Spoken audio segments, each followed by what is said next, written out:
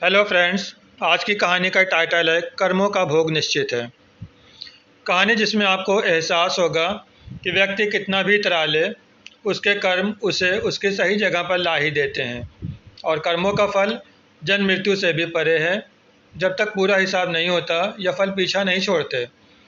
अब आप ही तय करें, आप पाप का भागी बनना चाहते हैं या सदाचार का। एक सिद्ध आचार्य अपने शिष्यों के साथ तीर्थ यात्रा पर निकले।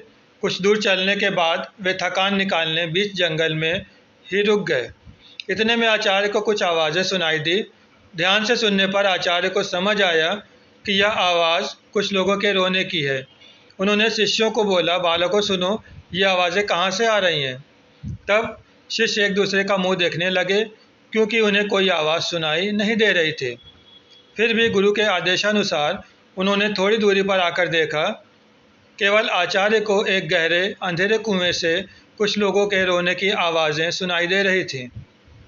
आचार्य ने कुएं में झांक कर देखा तो उन्हें 5 लोग बहुत बुरी दशा में रोते हुए दिखाई दिए, लेकिन शिष्यों को न आवाज़ सुनाई दी और न ही कुछ दिखाई दिया। तब आचार्य ने उन 5 लोगों को मुस्कुराते हुए देखा और पूछा, भाई किन कर्मों का भोग रहे हो।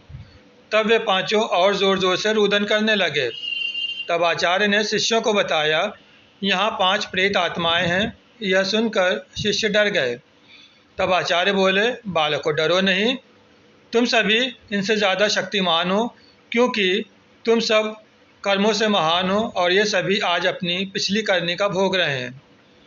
आज के समय में इनसे दुर्बल कोई नहीं है। तब शिष्य ने पूछा, इन्होंने ऐसा क्या किया है।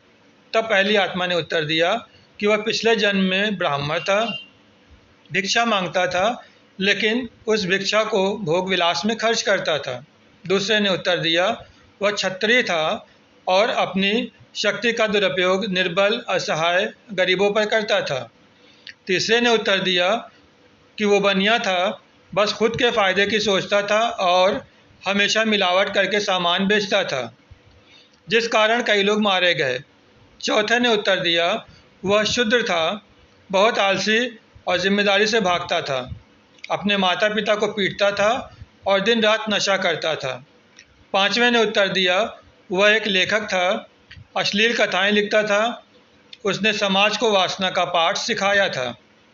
इस तरह वे पांचों पापी अपने पापों का भोग रहे हैं। उन्होंने आचार्य से निवेदन किया, आप गुरु हैं, आप दुनिया वालों को समझाइए कि बुराई का रास्ता क्षण की खुशी देता है, लेकिन उसका दंड कई जन्मों तक अंधकार में भोगना पड़ता है।